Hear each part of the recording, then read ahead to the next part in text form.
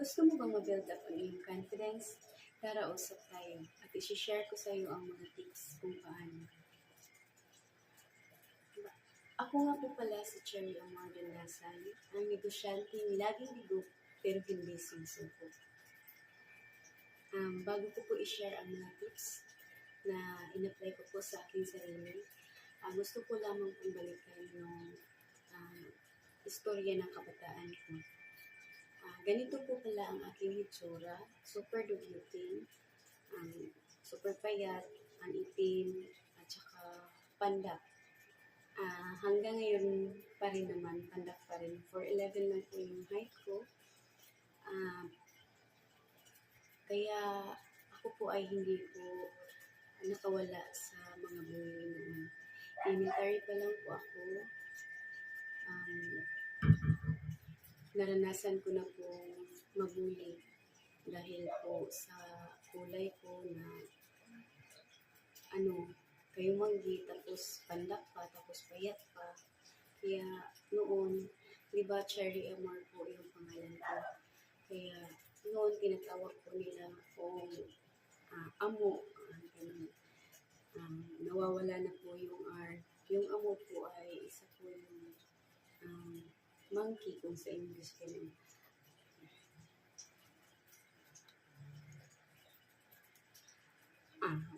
Masakit po siya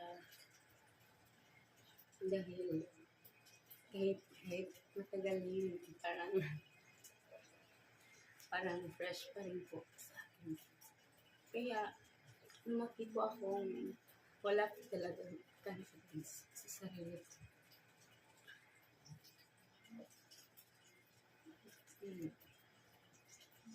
Tinatawag po nila kung gano'n kasi doon sa kulay ko at siyempre meron po kasi akong birthmark dito. Yan po. Isa po ito sa mga talagang ikinahiya ko po. Kaya wala po akong confidence na sleeveless, gano'n.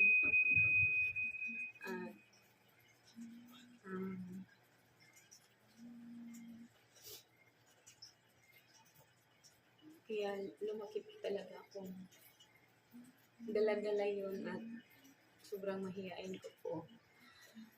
Pero hindi na po yun ngayon.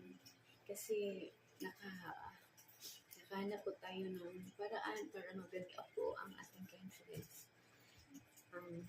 Inalagaan ko na po yung sarili ko. Kaya ito na po ako ngayon medyo mas confident na, pero dito lang muna yung pinapakita ko at hindi ko talaga carry na mag-spaghetti or sleeveless dahil parang pa rin, takot pa rin po ako, nahihiya pa rin po ako sa birthmark ko kasi yun nga, mayroon po akong karanasan na hanggang ngayon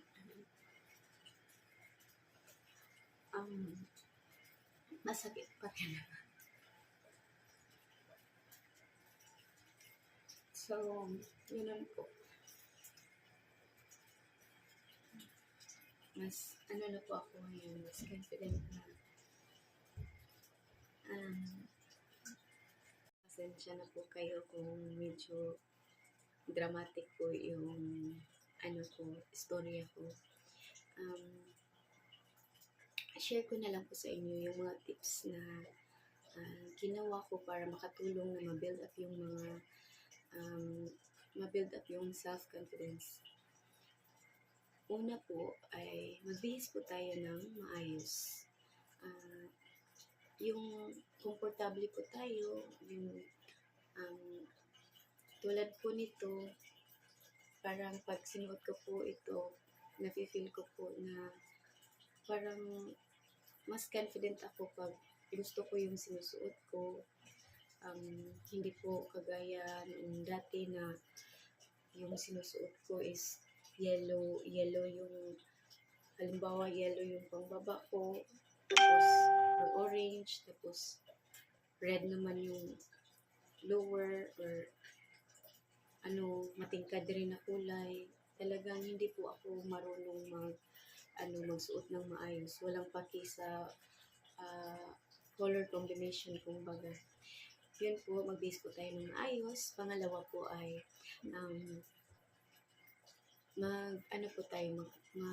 matuto po tayo magpaganda kahit sa simpleng pamamaraan lang po. Marami na po ngayong mga beauty products na umurahin lang, pero make sure naman po na yung yung FDA approved, ganun, yung mga kilala nyo na skincare ang i-apply nyo po.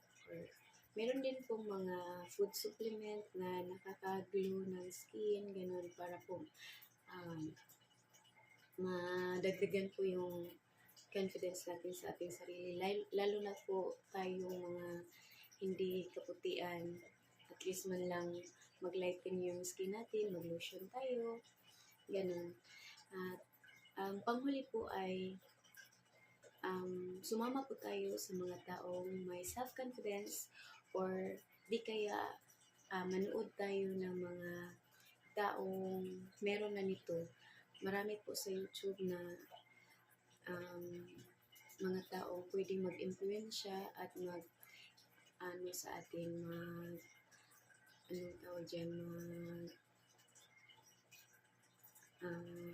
inspired para ma-build up po yung ating confidence.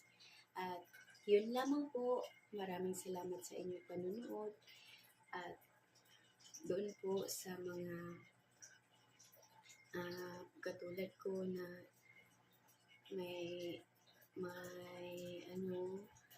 issue sa self-confidence, sana po ay huwag po tayong panghinaan ng loob at alagaan na lang po natin ang sarili natin para po hindi lang po para sa iba, kundi lalo na po para sa ating mga sarili, na gumaan po yung ating pakiramdam at ma-feel rin po natin yung hindi na po tayo masyadong conscious po sa sarili natin.